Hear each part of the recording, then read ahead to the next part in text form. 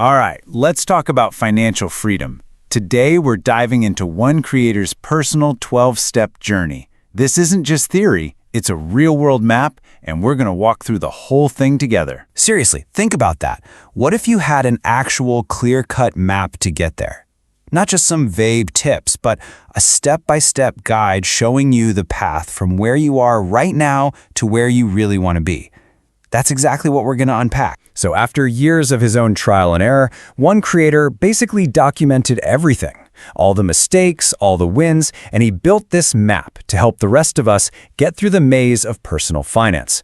So let's take a look at what this journey really looks like. The whole journey is broken down into 4 big stages. You can think of it like climbing a mountain. You start down in the valley of insecurity, then you gear up by building some stability, then you make the long climb of accumulating wealth, and finally, you get to the top. You reach the summit. Let's start at the very bottom. Okay, so stage 1. This is where most people's journeys begin. The creator calls it the valley of stress, and yeah, that probably sounds pretty familiar. It's that place where money just feels like this constant weight, this source of anxiety and pressure. So inside this valley, you could be at one of 3 different starting lines. Step 1 is being in debt. You're actually financially below zero. Step 2 is being dependent on other people. You're at zero, but you're not on your own 2 feet yet. And then step 3, which is a huge step, is being self-sufficient. You're paying your own bills, but it's that kind of scary paycheck-to-paycheck life, where you're one flat tire away from a crisis. All right, you clawed your way out of the valley. Nice. Now we're in stage 2. And this is all about getting your gear ready for the real climb. This is where you stop just surviving day to day and you start building an actual solid foundation for your future. To build that foundation, the map says you got to do 3 critical things. First, you have to know where your money is actually going. You got to track it. Second, you systematically go to war with that high-interest debt that's just dragging you down.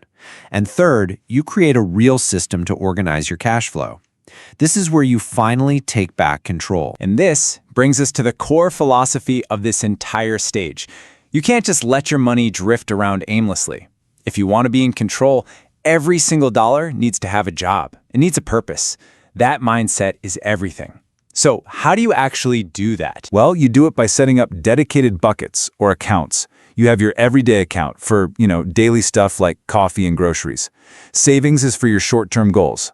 Your emergency fund. This is absolutely crucial. This is your oh crap fund for when things go wrong. And a sinking fund is for those big expenses you know are coming, like a new car, so they don't become an emergency. It's a structure that keeps you from spending your emergency money on a vacation. Now we're talking. With that stable foundation and your safety nets all in place, we get to the most exciting part of the journey, the ascent.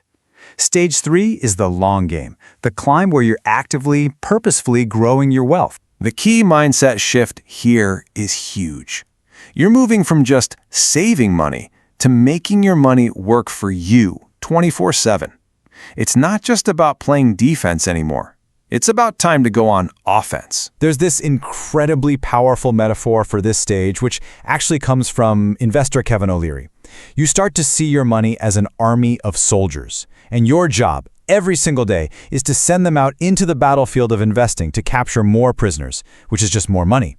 This turns investing from this passive, scary thing into an active, strategic mission. So this battle is fought on multiple fronts at the same time. On offense, you're building out that investment portfolio and creating passive income streams. But at the same time, on defense, you're still optimizing your spending and always trying to increase your income. It's this combination of offense and defense that really speeds up your climb. And after that long climb, you finally make it. Stage 4, you're at the summit. But here's the interesting thing. The summit isn't just one single point. It's more like a plateau with different levels of freedom. Let's go check out the view from up here. The first stop on the summit is financial security, and man, this is a game changer. This is a level of peace of mind that's hard to describe. It means that if the absolute worst happened and you couldn't work anymore, your investments, your passive income would generate enough cash to cover your basic living expenses. We're talking food, shelter, utilities for life. The next level up is financial independence. You've probably heard of this one. It's the big goal for the whole FIRE movement. This is where your passive income doesn't just cover your needs, it covers your desired lifestyle. You want to travel? Go out to eat? It's all funded without you having to trade your time for a paycheck. Work officially becomes a choice, not a necessity. And then there's the highest peak of all, financial freedom. And this is less about a number and more about a state of being. It's the point where money is no longer a factor in your life's decisions. You have so completely solved the money problem that it just becomes a simple tool, like a hammer, that you can use to build whatever your life's true purpose is. So let's be super clear on this distinction, because it's a really big deal. Financial independence is about the math. Your passive income covers your expenses. Check. But financial freedom, that's about your mindset. It's when your life choices are totally decoupled from financial worries. Independence is the what, but freedom is the why. So, we've walked through the entire map, from the stressful valley all the way up to the summit of freedom. The question now becomes a lot more personal.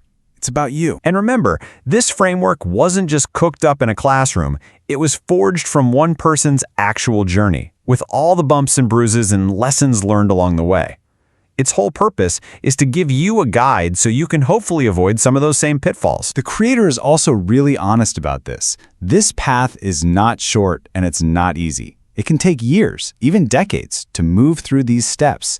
It requires some serious commitment, discipline, and just the will to keep pushing forward even when progress feels slow. So, you have the map in front of you now.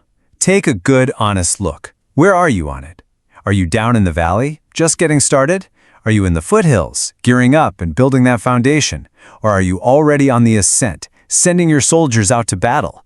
You've got to know where you are to figure out how to get where you're going. So now you have the full picture, the complete 12-step map. But you know, a map is pretty useless until you actually take action. The most critical step on this entire journey isn't the first one or the last one. It's the very next one you decide to take. Thanks for watching.